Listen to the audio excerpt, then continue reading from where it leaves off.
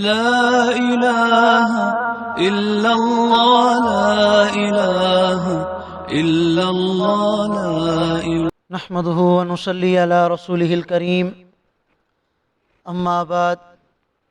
فأعوذ بالله من الشيطان الرجيم بسم الله الرحمن الرحيم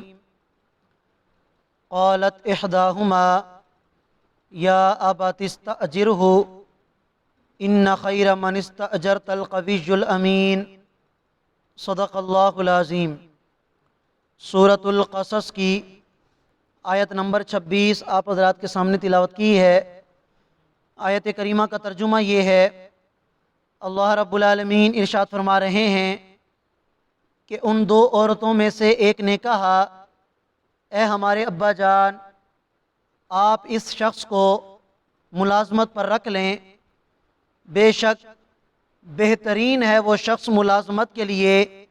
کہ جو طاقتور بھی ہو، امانت دار بھی ہو۔ اس سے ما قبل آیات میں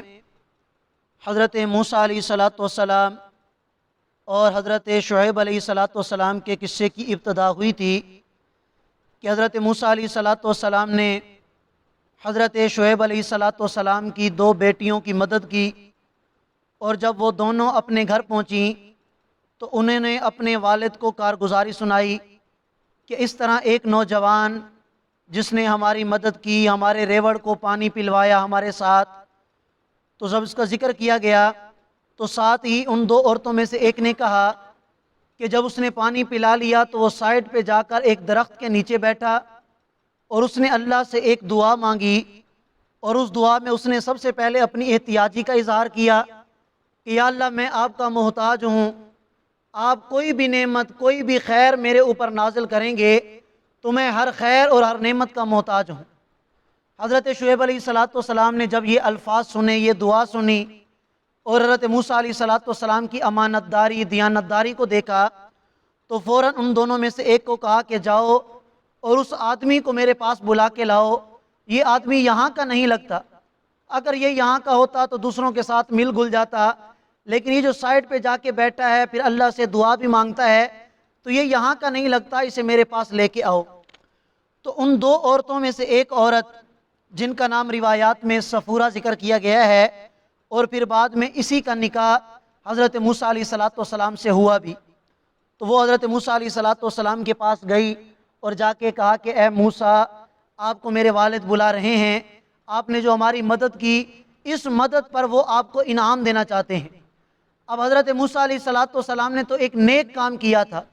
تو آیا نیک کام کی اجرت لینا یہ جائز ہے یا نہیں؟ تو حضرت موسیٰ علیہ السلام کی غیرت کے بھی یہ بات خلاف تھی، شرافت کی بھی یہ بات خلاف تھی کہ حضرت موسیٰ علیہ السلام جنہوں نے آگے جا کر ایک پیغمبر بننا تھا اور وہ ایک نیک کام پر کسی سے کوئی اجرت لیتے، لیکن وہ وقت ایسا تھا حضرت موسیٰ علیہ السلام کے لیے کہ انہیں کسی اپنے کی ضرورت تھی، انہیں ہر طرف سے جو بھی انہیں کوئی خیر ملتی، کوئی نعمت ملتی، انہوں نے پہلے سے ہی اللہ سے کہہ دیا تھا یا اللہ میں محتاج ہوں۔ اب حضرت موسیٰ نے سوچا کہ یہ نعمت تو آ رہی ہے تو میں اسے کیوں ٹکراؤں، ہو سکتا ہے کہ اللہ کی مدد ہو۔ تو حضرت موسیٰ علیہ السلام حضرت شعیب علیہ السلام کے گھر پہنچے، حضرت شعیب علیہ السلام کو اپنا حال بیان کیا، تو حضرت شعیب نے تسلی دی کہ تمہیں گھبرانے کی ضرورت نہیں ہے، اللہ نے تمہیں ظالم قوم سے نجات عطا کر دی۔ اب ان جو دو عورتیں تھیں ان میں سے ایک عورت جو حضرت موسیٰ علیہ السلام کو لینے کے لیے گئی تھی، اس نے کہا کہ ابا جان، کیوں نہ ہم اس آدمی کو اپنا ملازم بنا لیں، اپنے ہاں اس کو نوکر رکھ لیں۔ ان خیر من استاجرت القوی الامین، ملازم کے اندر دو طرح کی خصوصیات کا ہونا ضروری ہے، ایک تو یہ کہ وہ طاقتور ہو تاکہ کام اچھی طرح کر سکے، اور دوسری بات یہ کہ وہ امانت دار ہو، بد دیانت نہ ہو۔ اور حضرت موسیٰ علیہ السلام کے اندر یہ دونوں چیزیں اس عورت نے دیکھ لی تھی کہ یہ طاقتور بھی ہے کہ کس طرح اس نے کنویں کے منہ سے اکیلے ہی اتنے بڑے پتھر کو ہٹا دیا، اور پھر امانت دار بھی ہے کہ جب حضرت موسیٰ علیہ السلام کو لے کر وہ اپنے گھر کی طرف آ رہی تھی تو حضرت موسیٰ علیہ السلام نے فرمایا کہ تم میرے پیچھے چلو، میں تمہارے آگے چلتا ہوں تاکہ میری نگاہ بھی تمہارے اوپر نہ پڑے، اور اگر میں نے دائیں جانا ہو تو مجھے کہہ دینا کہ دائیں، بائیں جانا ہو تو مجھے کہہ دینا کہ بائیں، لہذا تم میرے پیچھے چلو۔ امانت داری بھی حضرت موسیٰ علیہ السلام کی دیکھ لی تھی، تو فرمایا کہ کیوں نہ ہم اس کو اپنے ہاں ملازم رکھ لیں۔ حضرت شعیب علیہ السلام نے سوچا ہمارے گھر میں کوئی اور مرد ہے نہیں، میں بھی بوڑھا ہوں اور علاقے والے ویسے بھی میرے دشمن ہیں، پھر میری 2 نوجوان بیٹیاں، اگر میں اس کو اپنے ہاں ملازمت پہ رکھوں گا تو لوگ باتیں کریں گے کہ اتنا بڑا نوجوان، اتنا طاقتور نوجوان، اور 2 اس کی کنواریاں بیٹی بھی بیٹھی ہیں، اس نے اس کو اپنے گھر میں رکھا ہوا ہے۔ تو حضرت شعیب علیہ السلام نے پہلے سے ہی اس بات کی وضاحت کر دی کہ میں یہ چاہتا ہوں کہ تمہارا نکاح کر دوں، یہ میری 2 بیٹیاں ہیں، ان میں سے ایک کے ساتھ میں تمہارا نکاح کرتا ہوں، لیکن میری شرط یہ ہے کہ تم 8 سال تک میری خدمت کرو گے۔ حضرت موسیٰ علیہ السلام نے فرمایا کہ مجھے یہ شرط منظور ہے اور ٹھیک ہے، میں بھی نکاح کے لیے راضی ہوں۔ آگے حضرت شعیب علیہ السلام نے فرمایا اگر تم 10 سال پورے کر دو تو تمہاری مرضی ہے۔ حضرت موسیٰ علیہ السلام نے فرمایا 8 سال کی شرط آپ نے لگائی، 2 سال کا آپ نے مجھے اختیار دیا، میری مرضی ہے میں جو مدت پوری کروں، آپ میرے اوپر زیادتی نہیں کریں گے۔ حضرت شعیب علیہ السلام نے فرمایا کہ مجھے بھی منظور ہے۔ پھر حضرت شعیب علیہ السلام نے اپنی بیٹی صفورہ کا نکاح حضرت موسیٰ علیہ السلام سے کر دیا۔ یہاں پر ایک مسئلہ یہ بھی ذہن میں رکھ لیں کہ آیا کسی کو خدمت کے طور پر یا اپنی بیٹی کا نکاح کرنا، اپنی بہن کا نکاح کرنا اس شرط پر کہ تمہارا حق مار خدمت ہوگی، یا تمہارا حق مار یہ ہوگا کہ تم میری بچی کو قرآن پڑھا دو گے، تو تعلیم قرآن یا خدمت کو حق مار بنانا یہ جائز ہے یا نہیں؟ تو امام ابو حنیفہ رحمۃ اللہ علیہ فرماتے ہیں کہ خدمت کو اور تعلیم قرآن کو حق مار بنانا جائز نہیں،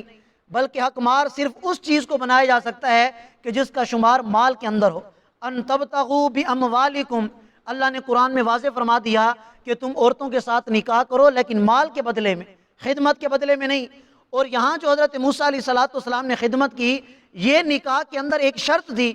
حق مار کوئی اور تھا۔ جیسے آج کل ہمارے ہاں نکاح ہوتا ہے تو حق مار تو الگ سے مقرر ہوتا ہے، لیکن ساتھ یہ بھی کہا جاتا ہے کہ ہماری یہ بھی شرط ہے کہ تم نے جیب خرچ اتنا دینا ہے، ہماری یہ بھی شرط ہے کہ تم نے یہ کام کرنا ہے، یہ بھی شرط ہے کہ یہ کام کرنا ہے۔ تو اس طرح کی ایک شرط حضرت شعیب علیہ السلام نے یہ بھی لگا دی کہ 8 سال تم نے کیا کرنا ہے، ہماری خدمت کرنی ہے۔ اور وہ خدمت کیا تھی کہ 8 سال تک تم نے ہماری بکریوں کو چرانا ہے، چونکہ میری بچیاں باہر جاتی ہیں، اچھا نہیں لگتا، تو تم جب ہمارے داماد بن جاؤ گے تو یہ کام تمہارے ذمہ ہوگا۔ حضرت موسیٰ علیہ السلام نے فرمایا کہ ٹھیک ہے۔ قال، حضرت شعیب علیہ السلام نے کہا انی اریدو، میں یہ چاہتا ہوں ان کہا کہ میں تمہارا نکاح کر دوں، احد ابنتی ہاتین، اپنی ان 2 بیٹیوں میں سے ایک کے ساتھ، علی، اس شرط پر، ان تأجرنی 8 حجج، کہ تم 8 سال میری خدمت کرو گے، فإن اتممت 10، اگر تم نے 10 سال پورے کیے، فمن عندک، تو یہ تمہارا اپنا فیصلہ ہے، وما اريد ان اشق علیک، میں تمہیں کسی مشقت میں نہیں ڈالنا چاہتا، ستجدنی انشاء اللہ من الصالحین۔ حضرت شعیب نے فرمایا کہ ان قریب تم مجھے پاؤ گے کہ میں ان لوگوں میں شامل ہوں کہ جو اللہ کے نیک بندے ہیں۔ قال، حضرت موسیٰ علیہ السلام نے فرمایا ذالک بینی و بینک، بس یہ معاملہ میرے اور آپ کے درمیان طے پا گیا ہے، ایما الاجلین قضیت،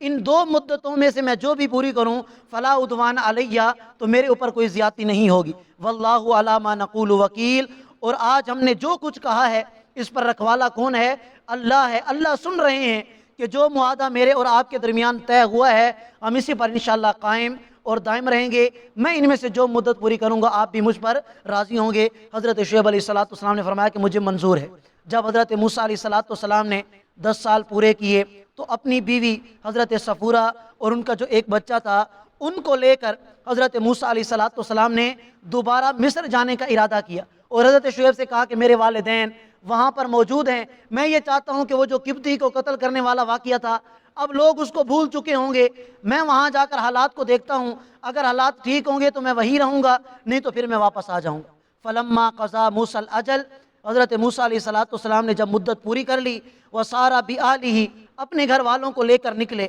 آنس من جانب طور نارا، تو کوہ طور کی طرف حضرت موسیٰ علیہ السلام نے ایک آگ دیکھی۔ یہ قصہ پچھلی صورتوں میں گزر چکا ہے۔ قال لأہلہ، تو حضرت موسیٰ نے اپنے گھر والوں سے کہا کہ امکثوا، ذرا ٹھہرو، انی آنست نارا، میں نے یہاں پر ایک آگ دیکھی ہے، لعلی آتیکم منہا بخبر، ہو سکتا ہے کہ میں وہاں سے کوئی خبر لاؤں، راستے کی معلومات حاصل کر کے لاؤں، او جزوۃ من النار، یا میں کوئی آگ کا ٹکڑا تمہارے لیے لے آؤں، لعلکم تصطلون، تاکہ تم اس سے گرمی حاصل کرو، اس کو سینک کر، ہو سکتا ہے سردی کا موسم ہوگا۔ حضرت موسیٰ علیہ السلام نے فرمایا کہ جاؤں وہ آگ لے کر آؤں گا تو تم اس کو سینک کر گرمی حاصل کر لو گے۔ اور یہ بات پہلے گزر چکی ہے کہ حقیقت میں وہ کوئی آگ نہیں تھی بلکہ اللہ تعالیٰ کی نورانیت اور نور تھا وہاں پر اس درخت کے اوپر اور اس وادی کے اوپر، جس کو حضرت موسیٰ علیہ السلام نے آگ سمجھا تھا۔ مزید قصہ انشاءاللہ آگے آیات کریمہ میں آ جائے گا، تو انشاءاللہ اس کو کل کر لیں گے۔ اللہ تعالیٰ ہم سب کو سمجھنے اور عمل کرنے کی توفیق عطا فرمائے۔ جزاکم اللہ۔